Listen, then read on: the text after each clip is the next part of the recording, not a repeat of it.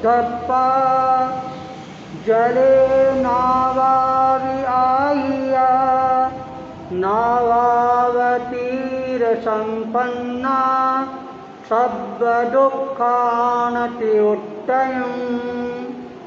पर्युषण महापर्व का आज हम जाप दिवस के रूप के अंदर मना रहे हैं। 20 सितंबर का अगस्त का दिन और आज का दिन है वह हमारे लिए और ज़्यादा महत्वपूर्ण बन जाता है। हम हमारे जप के अनुष्ठान के द्वारा अपनी शक्ति का जागरण करने का प्रयास करें। हमारे आगमों के अंदर जाप के अनेक प्रकार आए हैं। एक जाप होता है मानसिक जाप और एक जाप होता है वाचिक जाप।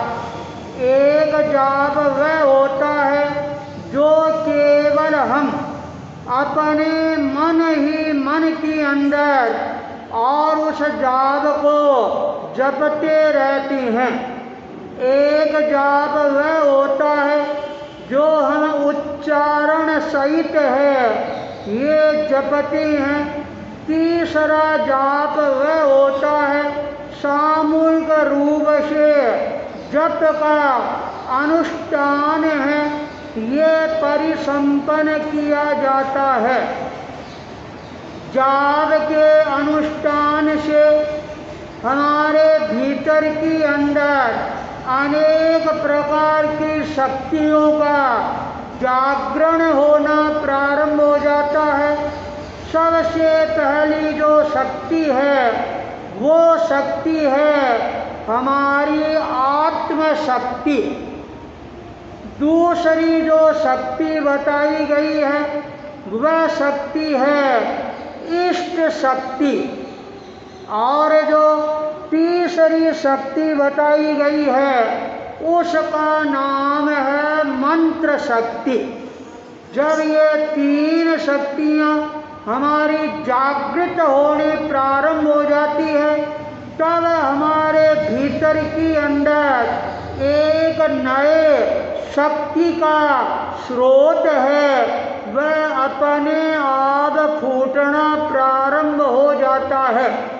फिर हमारे पास के अंदर डर और भय है ये हमारे को नजर ही नहीं आता है और एक तरह से हम अभय बन जाते हैं मंत्र शक्ति के चमत्कार के सामने।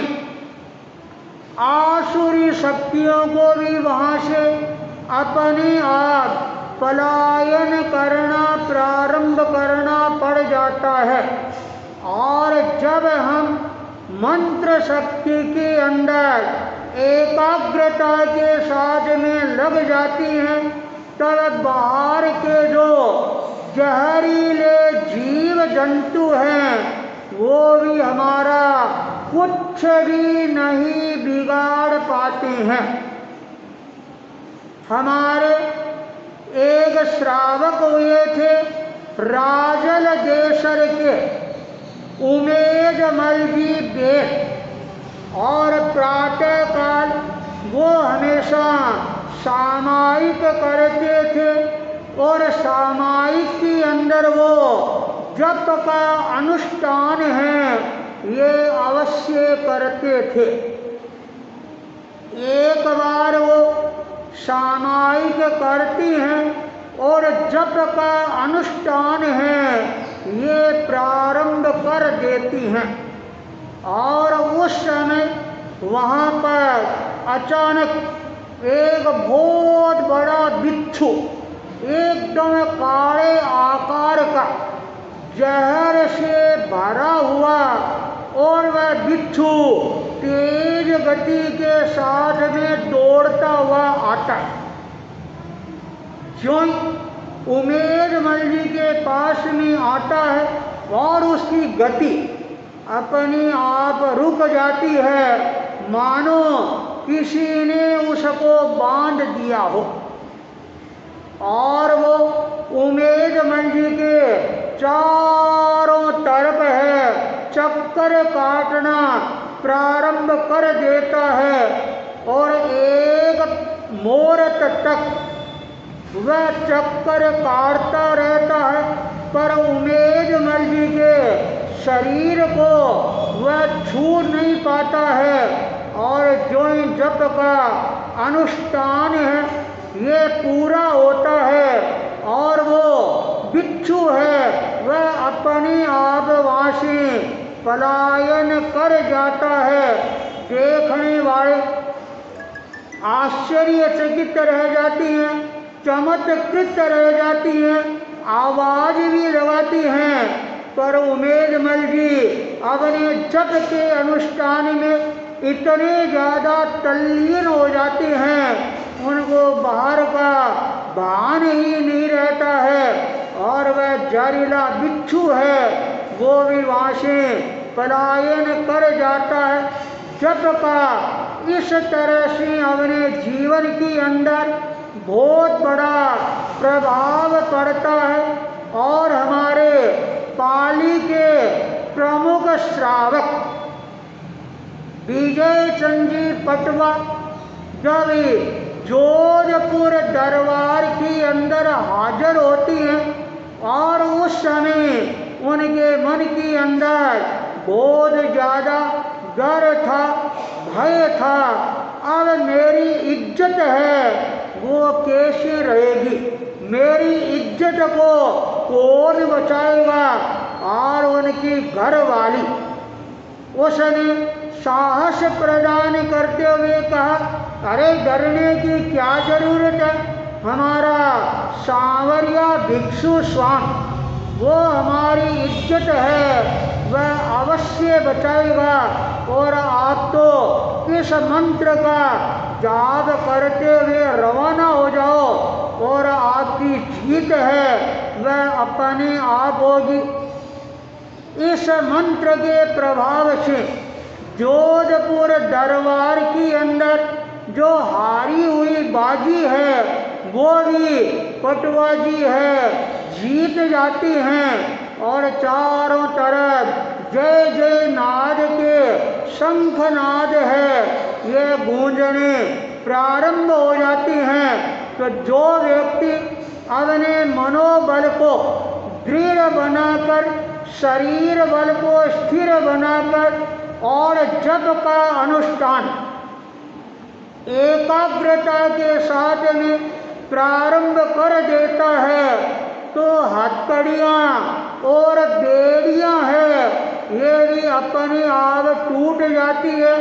बाहर की हथकड़ियाँ और बेड़ियाँ नहीं, हमारे कर्मों की जो हथकड़ियाँ बेड़ियाँ हैं वो भी जप के अनुष्ठान से अपने आप टूट जाती है, बिखर जाती है और हमारे लिए मुक्ति का पथ है वह अपने आप प्रशस्त है ये होना प्रारंभ हो जाता है। इसके लिए चाहिए हमारा आत्मबल, मनोबल और शरीर बल, ये तीनों हमारे सुदृढ़ हो, मजबूत हो, तब हमें मंत्र शक्ति के अनुष्ठान के अंदर अपने आप को आगे बढ़ाने के अंदर सफलता प्राप्त कर सकती हैं। पर्युषण महापर्व का आज 20 अगस्त का दिन और हमारे को और ज़्यादा प्रेरणा प्रदान करता है।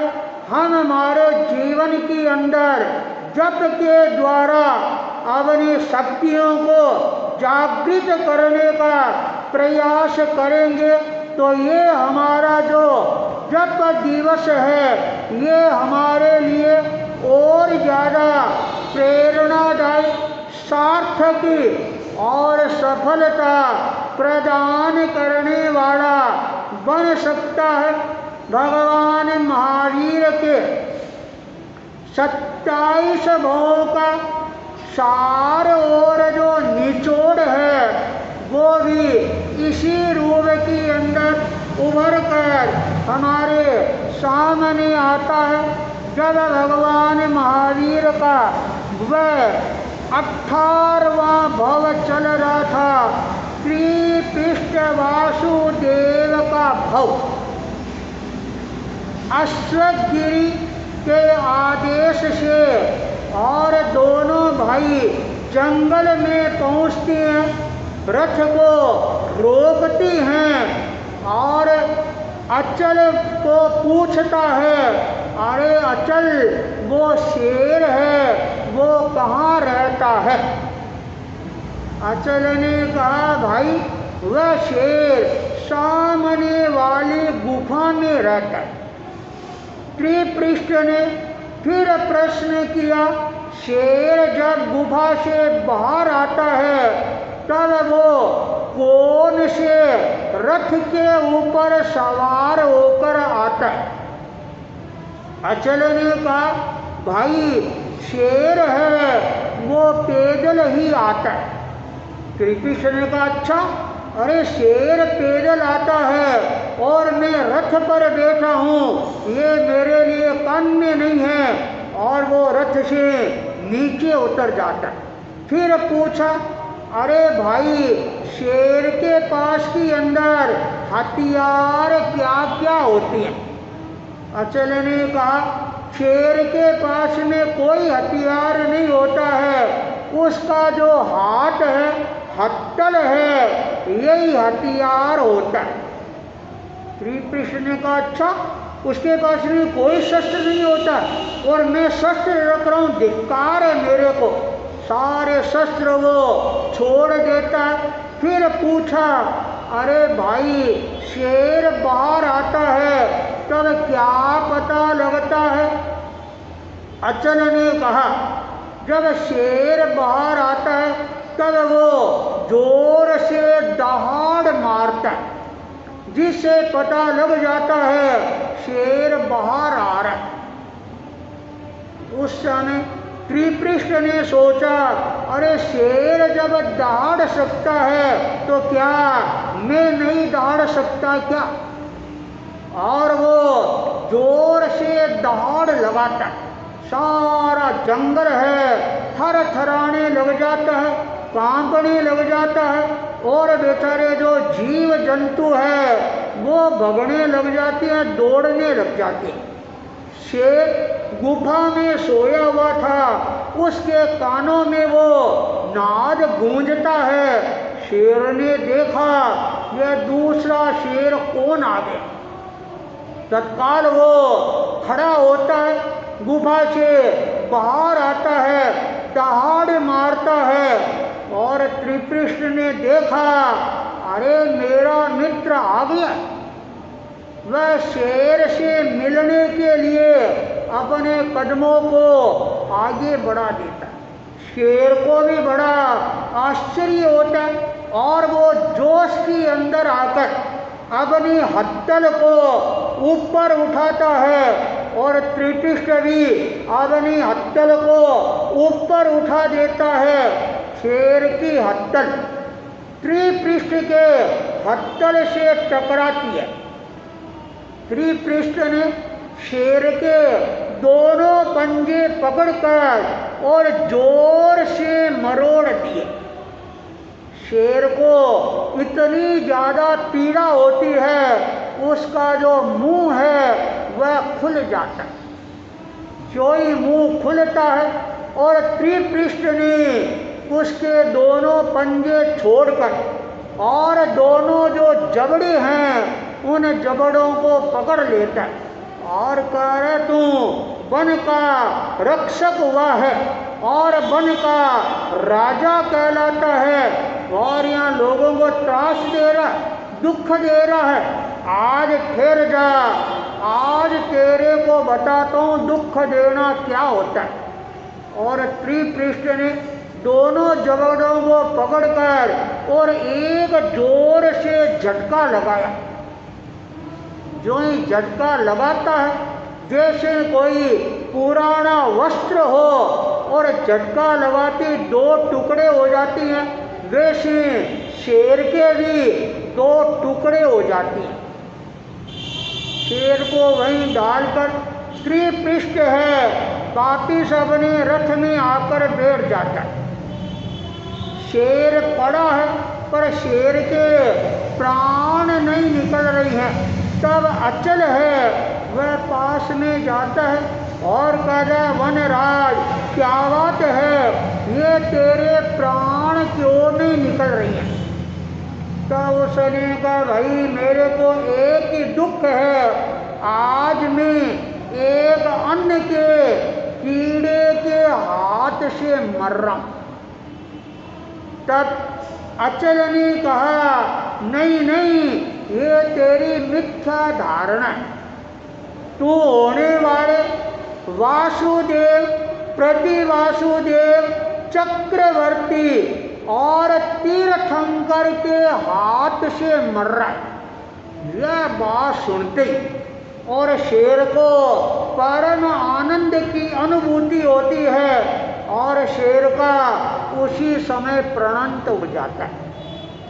अचल वापिस अपने भाई को लेकर शहर की तरफ आता है और त्रिपृष्ठ ने किसानों को कहा, जाओ तुम्हारे राजा को कह दो अब त्रिपृष्ठ के आशीर्वाद से तुम आराम से सोते रहो। जब अश्वगिरी प्रतिवासुदेव को ये पता लगा मेरे घर मेरी मौत आ गई, और वह तत्काल उस त्रिपृष्ठ को मारने के लिए अपनी सेना लेकर आ जाता है। त्रिपृष्ठ को मारना चाहता है पर त्रिपृष्ठ है वह नहीं मरता है और वह अपना अंतिम शस्त्र चक्र है उसको छोड़ता है। वह भी त्रिपृष्ठ के पास में आता है और प्रदक्षिणा देकर और वापिस लौट जाता है और अश्वगिरी का सर है वह सर को उड़ा देता है और अश्वगिरी की जगह त्रिपृष्ठ है ये वासुदेव के रूप के अंदर और वहाँ पर प्रतिष्ठित हो जाता है। सारे संसार के अंदर उसका साम्राज्य है वह स्थापित हो जाता है। और एक बार सायंकाल के समय एक गायक मंडली आती है और कहती है, हम आपको अपना संगीत सुनाना चाहती हैं। तत्काल संगीत का कार्य प्रारंभ होता है, लोगों का जनघट लग जाता है और राजा अपना जो सैया पाल था उसको कहा, जब मेरे को नींद आ जाए तब ये स्वर लहरियाँ बंद करवा देना। राजा को नींद आ जाती है पर सैया पाल को वो स्वर लहरियाँ बड़ी अच्छी लग रही थी। सोचा राजा सोया है अभी जगेगा थोड़ा और संगीत चलने दो। अचानक राजा की नींद जग जाती और देखा रे संगीत चल रहा। सैया पाल को कहा, क्या बात है? तो राजा ने मेरे को संगीत अच्छा लग रहा था इसलिए मैंने चलने दिया। राजा ने कहा, रे संगीत तेरे को अच्छा लगा और मेरी जो आज्ञा है वह तेरे को खारी लगी, ठहर जा। राजा ने तत्काल अपने आदमियों को बुलाया, आग जलाई और शीशा है उसको उकालना प्रारंभ किया और वह शीशा एकदम पानी की तरह बन जाता है, उकड़ रहा है। राजा ने सैया पाल के कानों में और वो गर्मा गर्म शीशा है वह उंडेलना प्रारंभ कर दिया। सैया पाल छटपटाने लग जाता है और उसके प्राणों का अंत हो जाता है। पर उस समय भगवान महावीर के जीव के जो कर्मों का अनुबंध हुआ उसके कारण, उन कर्मों के अनुबंध के कारण भगवान महावीर का जीव है 19वें भव के अंदर 7वें नारकी के अंदर जाता है, 20वें भव के अंदर सिंह के रूप में जन्म लेता है और 21वें भव के अंदर फिर भगवान का जीव है ये चौथी नारकी के अंदर जाता है और यूँ नारकियों से बाहर आता रहता है, जाता रहता है। यूँ तो भगवान के जीव ने और भी अनेकों भव किए, पर यहाँ पर जो प्रमुख भव है वो बताए जा रही हैं। 22वें भव के अंदर भगवान का जीव है रतनपुर नगर के अंदर प्रिय मित्र राजा और विमला रानी के वहाँ पर जन्म लेता है और उसके मन में बड़ी दया करुणा के भाव थे और एक बार वो जंगल में जा रहा था। कुछ शिकारी लोग हिरण को चारों तरफ से घेर कर और उसको मारने का प्रयास कर रहे थे। हिरण अपनी छलांगे मार रहा था अपने आप को बचाने के लिए। राजा ने यह दृश्य देखा। राजा ने तत्काल उन शिकारियों को रोका और कहा, क्या कर रहे हो? अपनी से जीव की लोलुपता के कारण और बेचारे हिरण के प्राण ले रही हो, ये तो अच्छी बात नहीं है। ज्ञान दान प्रदान किया और ज्ञान प्रदान करके उनके जीवन के अंदर अहिंसा की प्रतिष्ठा है, ये प्रतिष्ठा की। भगवान महावीर के उस जीव ने 23वें भव के अंदर मुक्का नगरी के अंदर धनंजय राजा और धारणी रानी के कुक्षी से जन्म लिया प्रिय मित्र के रूप के अंदर और वो वहाँ पर चक्रवर्ती के रूप के अंदर अपना साम्राज्य है वह स्थापित किया।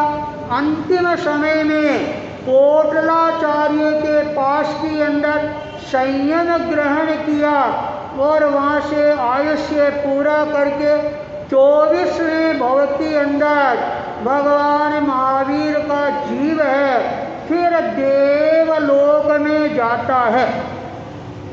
वहाँ का आयुष्य पूरा करके 25वें भव के अंदर भगवान महावीर का जीव है वो छत्रा नगरी के अंदर आता है। जित शत्रु राजा और भद्रा रानी उसके वहाँ पर नंद के रूप के अंदर वो जन्म लेता है और युवा अवस्था में आने के बाद कोटिलाचार्य के पास के अंदर दीक्षा ग्रहण करता है। दीक्षा ग्रहण करने के बाद वो अपने जीवन को तपस्या के अंदर लगा देते हैं।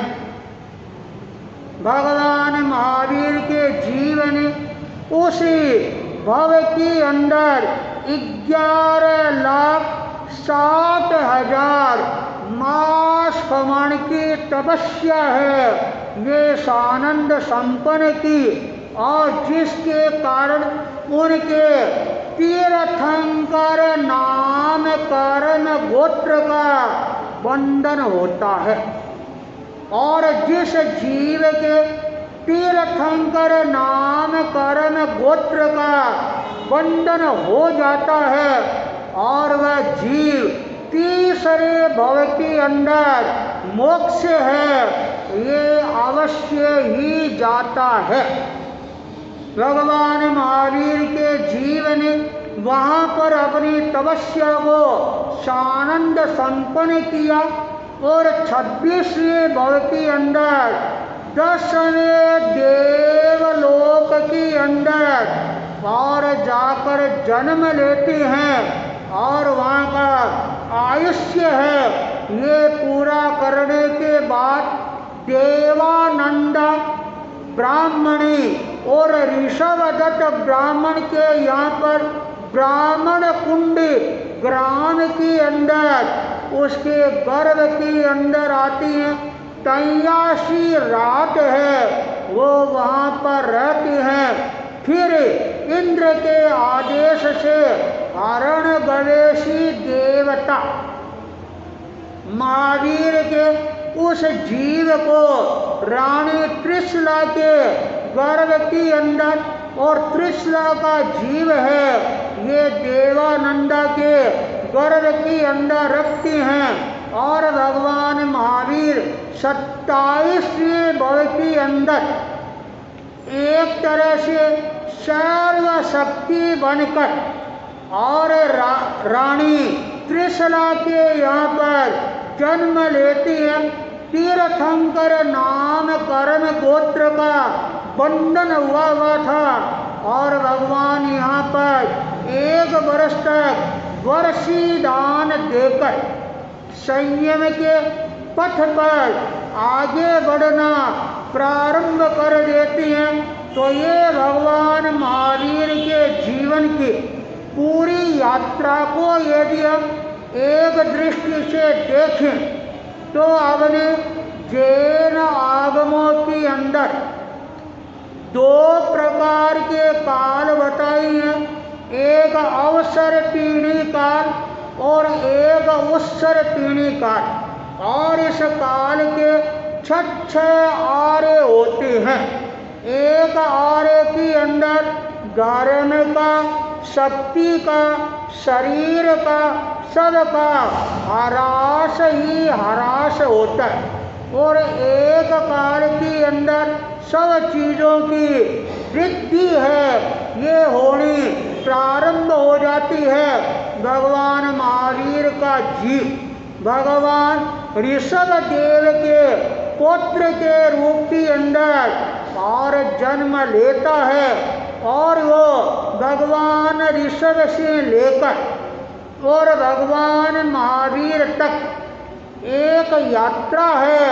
वह यात्रा परिसंपन्न करता है और जिसके अंदर 22 तीर्थंकर ये और होती हैं, और उसके बाद के अंदर भगवान महावीर का अवतरण होता है। भगवान ऋषभ देव ने कहा था, अरे भरत मरीचि का जीव है, ये तीर्थंकर बनेगा, और जैसी मेरी रिद्धि है, सिद्धि है, और जैसा मेरा समव शरण है, और जैसी मेरे पास के अंदर शक्तियाँ हैं, वो सारी की सारी शक्तियाँ हैं महावीर के पास के अंदर होगी। तो भगवान महावीर का ये पूरा जीवन चरित्र है, वो भी हमारे को शक्ति संपन्न बनाने की दिशा के अंदर अग्रसर करने वाला है। और आज हम पर्युषण महापर्व के अंतर्गत जप दिवस के अंदर अपने आप को साधना के अंदर अवस्थित करने के लिए अपने आप को तैयार कर रही हैं। तो अपना संकल्प बल है, मनोबल है, शरीर बल है, इन तीनों को एक बनाकर और यदि हम जप का अनुष्ठान है ये करना प्रारंभ करेंगे, और इस जप के अनुष्ठान के कारण हमारे भीतर की अंदर वो शक्ति जागृत होगी, और आगे जाकर जब शक्ति का विस्फोट होगा तब हमारे को पता लगेगा मंत्र शक्ति की अंदर कितनी बड़ी ताकत शक्ति है। और अनेकों बार देखा जाता है जो व्यक्ति मंत्र शक्ति की साधना है ये प्रारंभ कर देता है तो चोर का भय है ये भी अपने आप दूर हो जाता है। हमारे गंगा शहर के अंदर चोपड़ा परिवार, और उस चोपड़ा परिवार के अंदर रात्रि के समय चोर पहुंच जाते हैं, तिजोरी को तोड़कर बाहर निकाल लेते हैं और उसको ले जाने के लिए तैयार होते हैं। तेजपाल जी चोपड़ा, उनकी धर्म पत्नी, उनका जागना हो जाता है और उन्होंने चोरों को देखा, अपनी तिजोरी को देखा, अरे सारा धन ले जा रही है, और वो जप के अनुष्ठान के अंदर बैठ जाती हैं और यह प्रभाव होता है। वो चोर सारी शक्ति है लगाकर थक जाती हैं, पर उस तिजोरी को इधर से उधर नहीं सरका सकती हैं। चोरों के मन में भी आश्चर्य होता, अरे हमने तिजोरी को बाहर निकाल लिया और वे तिजोरी हिल क्यों नहीं लिए। ये सारा प्रभाव था मंत्र शक्ति का, चोरों को भी वहाँ से भगना पड़ता है। इसलिए आज हम अपने भीतर के अंदर ऐसा संकल्प कर लें, प्रतिदिन हमें जप का अनुष्ठान है वह अवश्य ही करेंगे, तो हमारा ये पर्युषण महापर्व का जप पर्व है, अनुष्ठान है, ये भी एक तरह से सार्थक और सफल और सिद्ध बन जाएगा। इसी मंगल भावना के साथ ओम अरहम।